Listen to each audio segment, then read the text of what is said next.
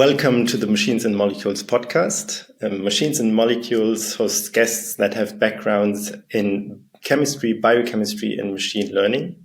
I'm especially happy that our guest today is Matteo Aldeghi, who is a director at Bayer and has previously worked as a senior research scientist for Google, as a research scientist at MIT, at the Vector Institute in Toronto, at the Max Planck Institute, and I think you obtained your PhD in Oxford. Is that right, Matteo? That's correct. Hi, Matteo. Nice to have you in the podcast. I'm very happy to be here. Thank you for inviting me, Ingmar. How is it going? You said you were traveling a lot these last days. Yeah, it's good. Again, a little bit jet lagged, but I've been traveling a little bit. So again, I'm in Italy at the moment, where I'm from originally. If you see in the background, this is actually my childhood bedroom that has been taken over by my younger sister nowadays, and so I'm kind of reclaiming it for this call. Okay, nice. And your younger sister is staying with the parents, or is she going to uni? She's actually working in Milan, but she comes back, regularly. Mm-hmm. So currently you work for Bayer, but in Boston, right? You built up a group in Boston, is that right? That's correct. So I joined in Boston, but the overall group is spread across multiple sites. So we have, there are scientists in Boston, but also scientists in Berlin and other Bayer sites. So this is machine learning and data science. Of course, there's a lot of interest. In kind of using it to accelerate drug discovery, like many companies are working on this, and this is really like a global team that works across sites. Maybe tell me a bit about where you started with your PhD, and how your thinking developed from that time. Because I think for most people that do a PhD, like handing it in is kind of a clear cut, and then you're free to explore again. So maybe tell me a bit about that. Yeah, no, that's a good question, and I think it's also reflected a bit by all the different moves I've been doing, right? So I've been trying to explore and learn new things as I sort of moved across, different places. So my PhD was not in machine learning per se, was more like computational biophysics, was focused on molecular dynamics, still very much applied to drug discovery. So it was working mostly on calculation that could be used for molecular design. So again, free energy perturbation. I think that was the main topic, and there are different kinds, some that might be a bit more suitable for identifying a first hit. So like a molecule that might be a starting point to then develop a drug later on, and some calculation that might be a bit more suitable to optimization. So you already have a starting point, and you might want to tweak all the properties of this molecule to make it more like a real drug candidate, right? And so this was very much based on physics-based calculations. So these are the sort of simulations that you kind of set up and then run, and it might take actually a few days on, at the time it was several hundred CPU cores. GPUs were just starting to be used to accelerate simulations. And then sort of this was my PhD, right? And then after a little bit later on, I saw how quickly machine learning was was really tackling a lot of different problems and starting to have an impact in science as well. And that's why I decided to move more full-time into learning machine learning and how it could be applied to science broadly, and then more specifically, again, I'm a chemist by background, so mostly chemistry and drug discovery. Mm-hmm. And since we have listeners both with a chemistry background and a machine learning background, maybe to the machine learners that do not come from physics, can you talk a bit about what this simulation approach is that you were working on in your PhD? What is this molecular dynamics all about? Yeah, so again, that's a way to try and effectively simulate how a protein and a small molecule would interact at the atomic level Of course, there are a number of approximations that need to be made in order for this to be feasible. Again, because you actually want to gather the whole ensemble of possible protein conformation. So again, you're trying really to reproduce the experiment on a atomic level, but again, maybe you cannot use DFT or quantum mechanics; these are too expensive. But you kind of try to propagate the motion, integrate the equation of motions, and really see how a protein would change conformations, again, interact with a small molecule. And again, typically these approximate sort of energy functions are called force fields. These are very popular in molecular mechanics models, which is a way to, again, effectively model reality, but making a set of sort of well-thought approximations, let's say, that are maybe thought not to, you think I'm not losing too much, but then I'm making the problem feasible and tractable from a computational perspective in order to again, effectively, typically do a couple of things. One is to try predict properties of interest so that it can inform and prioritize experiments.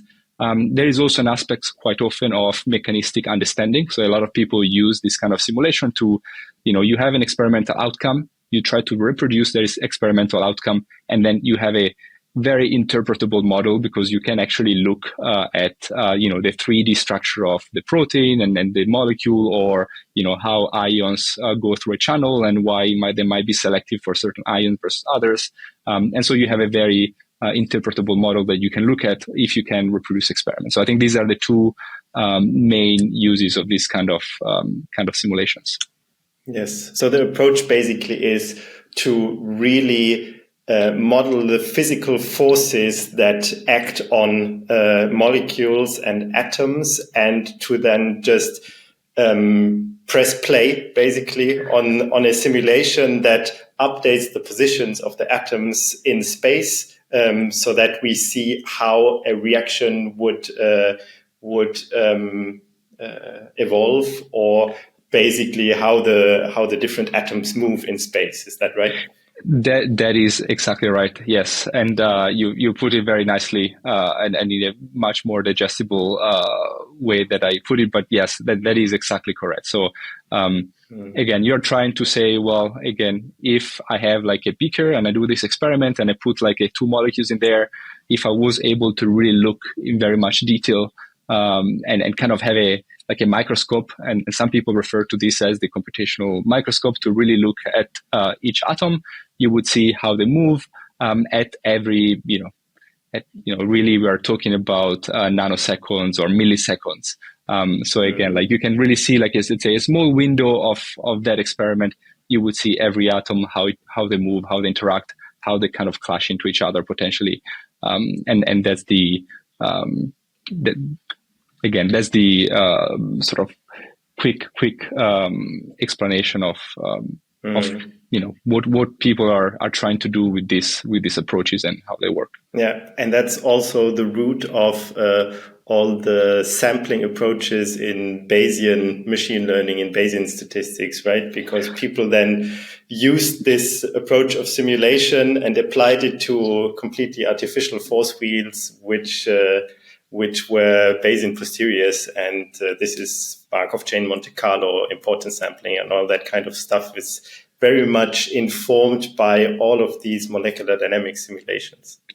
Exactly. This is where there is some correspondence between like sampling in machine learning and some of these physics-based methods. In the end, you have a high-dimensional probability density that you are trying to sample, and I guess you want to sample it as efficiently as possible. There are a couple of different, different approaches, right? You have like, molecular dynamics or Langevin dynamics versus, Monte Carlo methods. You have like a whole zoo of approaches, but fundamentally, yes, you're right. There's a lot of correspondence between the two, and again, it's a sampling problem. Yes. And speaking of Bayesian approaches, I think one of the things that you've used quite a bit in several of your papers, and that's quite popular for people doing molecular design, is Bayesian optimization. Maybe can you say a bit about why that is, why you think it makes sense to apply this? Yeah. what it is, maybe even explain what it is a bit. Of course, yeah. The way I think about it is really comes from the application, right? And to some extent, the more traditional design of experiments approaches that chemists or chemical engineers would use. And here, the problem really is I can run a set of experiments. I obtain some results, and then I need to decide what to do next, basically, right? And typically, you might have the goal of being as efficient as possible. You have like a budget that might be, I want to run 100 experiment, or I have a week to do as to get, let's say, the best results that could be different experimental problems you're working on. And so coming from there, like I see the usefulness of Bayesian optimization in effectively having a modern approach to design of experiment that's using a machine learning model that learns from the data that you're generating. And to say, briefly what it is typically, again, having a machine learning model. This can be really any model. Typically, you have some measure of predicting the most likely outcome as well as the uncertainty that the model has, to then really think about what is the best way of planning your next set of experiments in order to either get the best reaction yield if you're looking at reaction condition for a yield, sort of maximizing the outcome and as much as possible. But also, again, since you are in an uncertain environment where you are lacking information, you also at the same time you want to gather as much information as possible, because you're kind of playing a bit like the long game, in the sense that you are not just doing this once, but you know that you're going to collect experiments, but then you're going to have the chance to to run some more experiments. So the data you gather, it might not be the best results, might give you very informative data. And so I think this is kind of the strategy. So again, fundamentally is a supervised learning problem where you build a machine learning model. And again, like typically Gaussian processes are very common. They work well in low data regimes. They have a well-calibrated uncertainty. But you have different approaches. You can use other models as well, in principle. So it is really basically, I would say, a matter of building a model and updating it as you collect more data. And this is where a bit maybe the Bayesian kind of framework comes in, as in in particular when looking at Gaussian processes, you have this prior over the set of possible functions that might sort of predict the property you're looking at, and then you update that with the evidence that you gather, so the data that you gather through experiments. For the machine learning, it's probably the nicer setup as compared to the problem of, say, self-driving vehicles, because in self-driving vehicles, as you take an action, you drive down some road and you take a turn, the world changes, and your new actions, you can't rely on the old situation for deciding what your new action is. While in the Bayesian optimization setting, molecular design, the world stays fixed. And just your actions will, if you take the same action repeatedly, it will have the same effect, basically, or the same distribution of effects, let's say. So it's quite a nice setting, I think, to be working in. No, I think that's right. I think that's a bit like, it's a much more well-defined problem. You have a set of parameters and you're kind of operating within this space that you define, that is the set of factors or things that you feel like you can control, that you think determines the outcome. There is also a bit of uncertainty here as well. Again, it might be the case that you might not know all of the factors that affect your outcome. So again, there is a bit of this. You can misspecify the problem a little bit.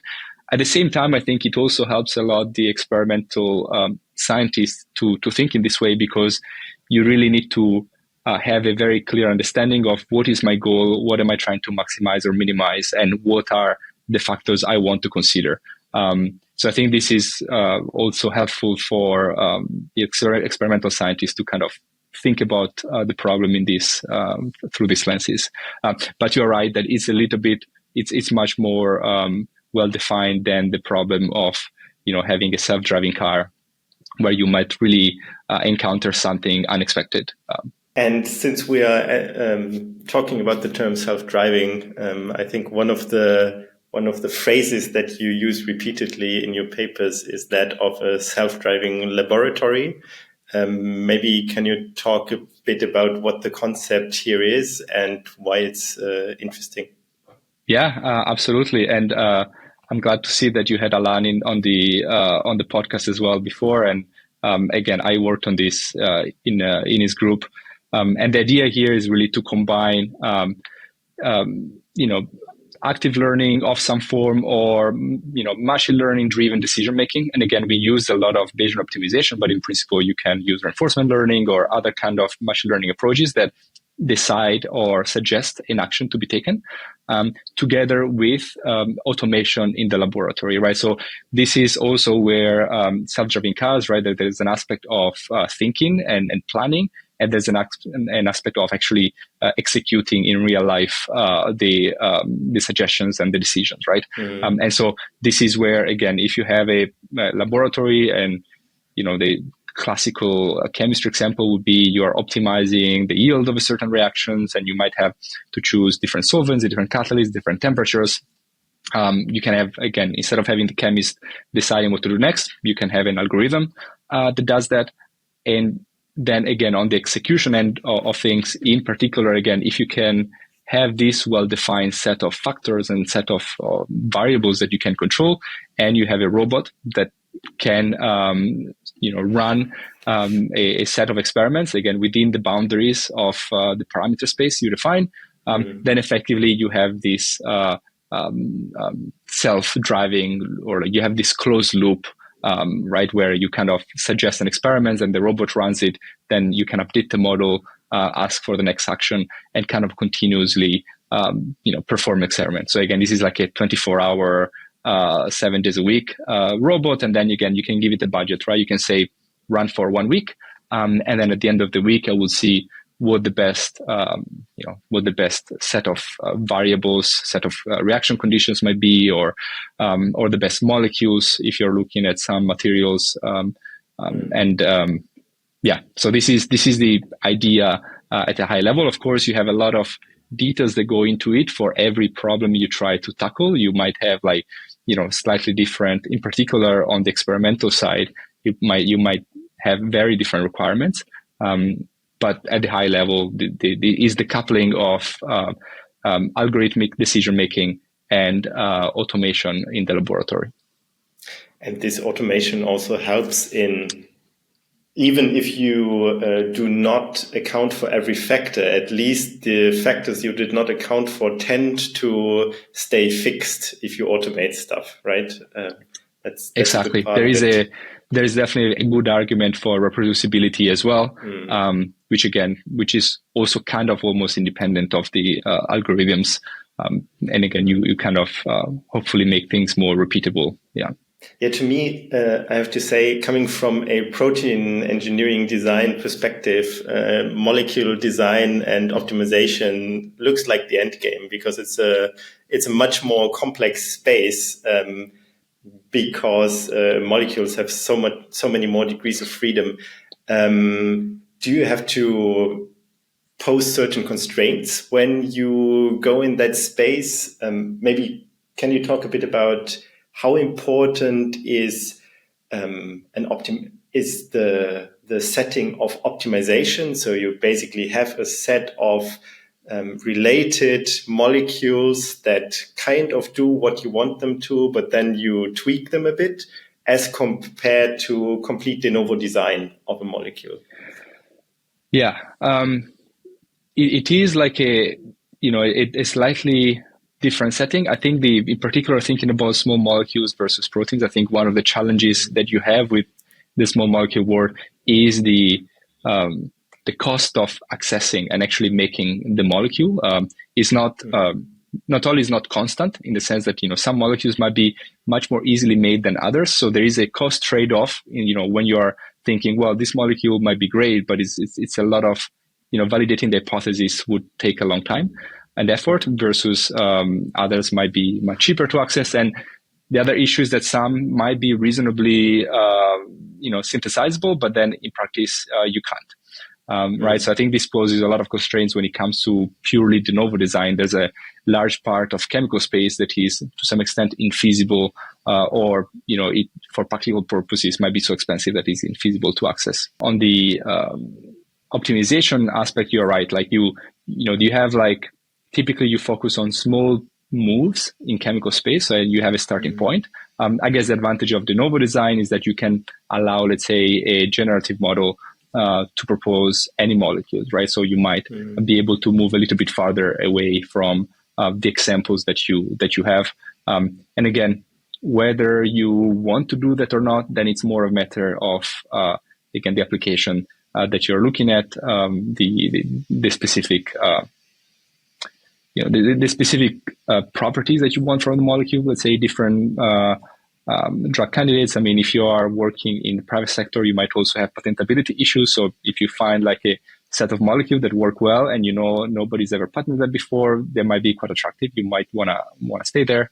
And then also at the stage, right? Again, if you are very early on in the discovery process, maybe focusing on molecules that are very easily obtainable, it might be a good strategy, right? Because you might gather a lot of information for little cost. And this is where one needs to be a little bit careful with de novo design, because again, you might have a lot of suggestions that if they are very expensive to obtain, then again, the information gain per dollar spent might not be that attractive. Do you factor the cost in when you compute an acquisition function for something like Bayesian optimization? Is that possible, or? That is possible. I think that there's still more research to be done there. Also on the machine learning side, that could be quite interesting. I think that there have been papers thinking about expected improvement per unit cost effectively to try and balance. So there's definitely some simple approaches there. But I think there's, of course, much more that can be done to also tune it to the specific issue of synthesis, let's say, right? Where you can measure costs in different ways. It could be like how much money I'm spending, but also could be, if you're interested in being fast, like how much time. Or again, from a chemist perspective, it could be like how many reaction steps I need to do, right? Let's say every reaction takes me some time. And if I have like 10 of them, then, you also have a higher probability of not getting there for some reason. But definitely there is the theme of sort of cost-aware acquisition functions that try to balance exactly the information that you gather versus the cost that you need to sort of incur to access that data. Interesting. What are some of the most interesting trends at the moment, in your opinion, in the field? Yeah, that's a good question. Again, like because I started from sort of physics-based molecular dynamics, and now I'm moving into machine learning. Of course, I find it very interesting, the interface of the two, right? I mean, as we mentioned before, I think in molecular dynamics and all of the techniques that derive from it, again, typically you have two main challenges, right? One is the sampling, as we mentioned, and the other one is the force field. Again, try to be having an energy function which is as accurate as possible, but that is also computationally tractable. And I think the interface of the two, right? There's been a lot of work going into machine learning force fields to have, again, better force field where it's cheap enough but closer to quantum mechanical accuracy, as well as rethinking sampling completely using generative models. I think those are two very interesting directions. And again, I'm not up to date with all of the literature, but I'm trying to keep an eye on both because I find it very very interesting and very promising. And definitely, I think the force field is that the force field aspect already has made like a lot of progress. There's a lot of details still to be figured out and tried. Again, like, I mean, if you compare it to traditional force fields, people worked on them for 30, 40 years. So it takes it did take a long time to get where we are now. But then you see now also the ML force field that are really sort of improving at a very quick pace, and kind of there's also an aspect of engineering to some extent to the point that is fairly mature. The sampling, I think, is still very much early days. But with this, let's say, diffusion models that tend to be like working pretty well in higher dimensions and so on, I think, translating these concepts from how they've been applied to, generating images, let's say, to how you can use it to generate protein conformations, I think that would be quite exciting. And again, I definitely see some improvements there, even though again, it's more like a I would say early research in the machine learning field, and perhaps not ready yet to just being put into practice, in the sense that if you are working in drug discovery in practice, you don't have like the new sampling algorithm that you can just you can easily call and you get the results, let's say. Yes. And if you look at a lot of molecular dynamics packages, you're at that point where it's just like different flags. You can really choose your sampling, you choose your force field. So from the practical application, I think we are still, not there, but, I think in the midterm, the next 5 to 10 years, we might get to the point where, we might need to choose whether, well, maybe we can use a ML-based sampler. Yes. When you say ML force fields, what you mean simulate, basically learning another function that also outputs a force field, but does it in a cheaper fashion than traditional methods? Is that it?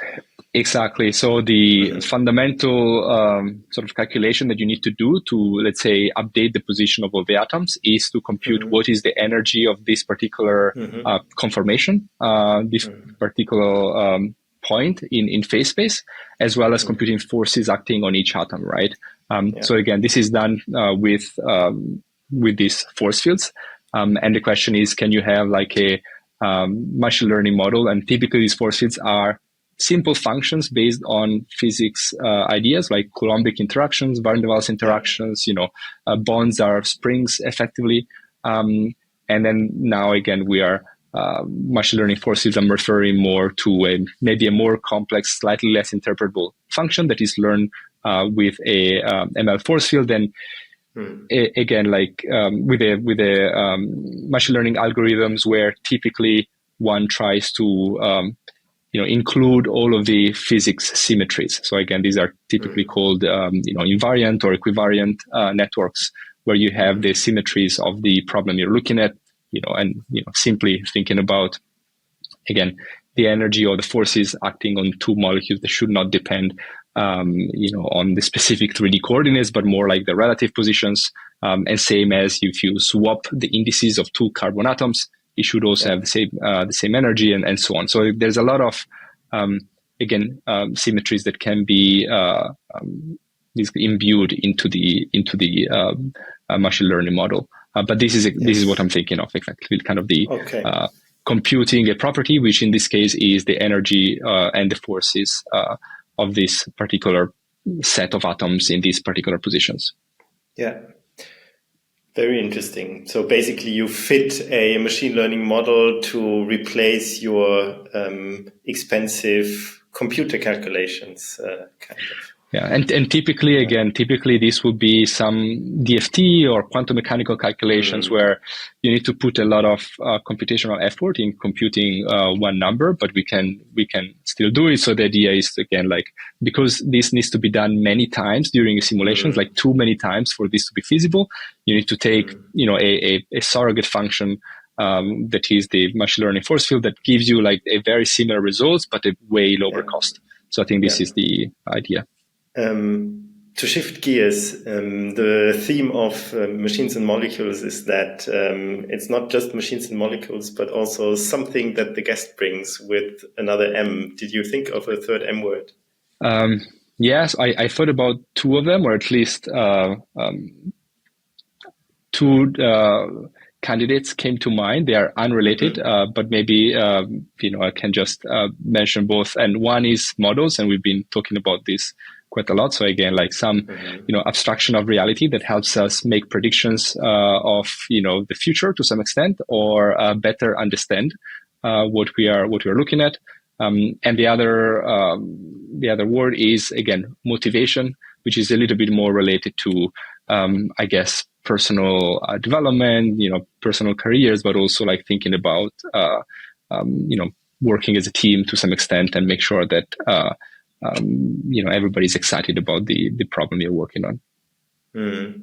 And since, as you say, we delved quite a bit into models, can you say more about motivation, the personal side of it, the team side of it, how this maybe is different between academia and industry? Because I see clear differences, especially in team aspects. Maybe start with the personal part. Yeah, what is your motivation? Yeah, and maybe, I mean, even before saying what is my motivation, I think it's just important, or at least I feel like I'm trying to keep my own motivation going, right? And this might change over the years, and sometimes, I tend to get bored. So if I work on a problem for too long, then motivation would be more like learning something new, for instance, right? And this kind of changes. But this is something I'm, always a little bit worried myself, like to lose motivation and to find myself more like, not, maybe not doing my best just because, again, like I feel like, okay, maybe I'm not learning as much anymore. So I think throughout, again, my journey, I would say, maybe early on, my motivation was really more like just curiosity. So again, I thought molecular dynamics and this kind of, I really like statistical mechanics and thermodynamics, and I thought this was a great topic to work on. So really just more curiosity. Also with machine learning, again, very much interested in going into the more sort of statistics-based approaches. And then lately, I think I'm much more motivated by the outcome to some extent, and the application side of ML and all the models, right? Again, like whether they're physics-based, whether they are data-driven, anything in between, really starting from the problem that we're trying to solve. Why does it matter? I think that's something that kind of motivates me, and something I like about machine learning is how transversal it is and how many problems you can tackle with it, right? In particular, thinking about drug discovery and chemistry, you really go from validating the target to optimizing the molecule to potentially optimizing the manufacturing process at the end. So there's a lot of domain expertise that actually is also needed to really know how to apply the ML models. And I think this is something that I'm mostly excited about it at the moment. Yeah, there's a lot to learn and an outcome. I mean, for me, there's even more to learn on the chemical side. Probably for you, it's going to the machine learning side. So we come from different directions on the same alley. But I think this having a lot to learn and having an outcome that is worth working for, that also I find quite exciting and very motivational in this field. What about team aspects of motivation? You mentioned that as well. Yeah, and again, this is more thinking of, again, like to be as efficient and as productive as possible as a team, right? I think it's trying to understand what is everybody's motivation and try to foster that as much as possible. I think it's one of the recipes to make sure that people work effectively as a team, and also they feel like they are developing and doing and putting their best into what they're. And again, like everybody has different motivations, right? I think if you're working in pharma, for a lot of people, really thinking about the patient and what is the final outcome of your work, you're kind of maybe increasing just a tiny bit the probability that a drug might actually get to clinical trials and again could go to the market. I think is a strong motivation for a lot of people. A lot of people just like science, right? And so again, being in a research environment, it is very motivating. And as you mentioned, there's a difference between academia and industry, and I think you can find motivation in both. And it's a personal choice, right? So again, like if you value, of course, a lot of the freedom and curiosity-driven research, I think academia is still a good place to be in. You have a bit more, room to also try maybe a little bit more blue sky type of research, even though even in academia, competition for funding can be tight. And then in industries, the aspect of having an impact, right? So again. And also the breadth of problem and people you interact with is I feel like is much broader. Of course, in academia, you have a research department or like a department that you work in, maybe it's chemistry, and you still interact with colleagues in medical science or engineering. But typically you're a little bit more focused on your own team, whereas again the collaborative aspects in industry is necessary, right? So it is absolutely necessary to go from the biology, understanding the biology, to the chemistry of discovering a drug, to going towards more pharmacology and then medicine, and then this kind of interaction where you might not be a biology or a pharmacology expert, but you need to interact with colleagues and understand what those fields are about. I think is much more is much more present than in academia, right? So again, and depending on one wants to focus on, what one values, one might be a better fit than the other one. And the other thing to say is also that this changes throughout somebody's career and life, right? Yeah. I always I never know what I'm going to do in 10 years to some extent, because I know that in, maybe 10 years I will value or be interested in something different. Maybe I could be back in academia, could be still in pharma, could be going to tech. Again, environment changes, we ourselves change. Yeah. And so your motivations might be different, but I think it's good to know what those are to kind of guide a little bit your choices. Yes. Yeah, definitely. Yeah, I think what you said about collaborating more in industry, even on a small scale, I had the impression that there is more of a team effort in working together, at least in some parts of industry. There's also teams that are collections of individualists, of course, but overall, I would say there's more pushing towards a common goal in industry than there was in academia, for me at least. I would say the same, right? And again, like usually, an academic group might have the overall vision, right, and provide some cohesion to the team. And some groups, again, like Alliance, for instance, I think is very good at having people of different backgrounds collaborate with each other. But at the same time, right, the incentives, they tend to be a little bit more individualistic, right? It is my H index, it is my, my grants and so on, as opposed to necessarily the team. Whereas again, in industry, maybe there's a little bit less focused on the individual contributions and a little bit more focused on the overall outcome.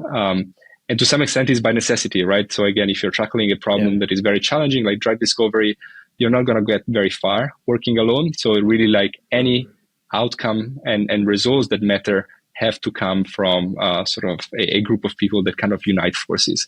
Otherwise, again, it's you're not going very far. So again, it's just thinking about the incentives are a little bit different. And again, this might also incentivize the more like team culture in industry and a little bit more individualistic culture in academia, even though, again, it's not always the same, right? So there are very collaborative groups in academia. Absolutely. There might be much more teams where it's like individual work and they have a very well-defined task. So there's always exceptions, but let's say, by and large, I think there are these slightly different incentives. Yeah, I think so as well. It was a very enticing discussion, Matteo. It was very nice to have you on the podcast.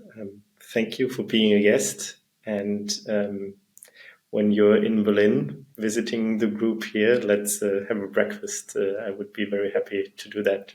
Absolutely. And again, like, thank you so much for inviting me again. And yes, I'd love to, meet in person. Yeah, super. Bye-bye, Matteo. Bye.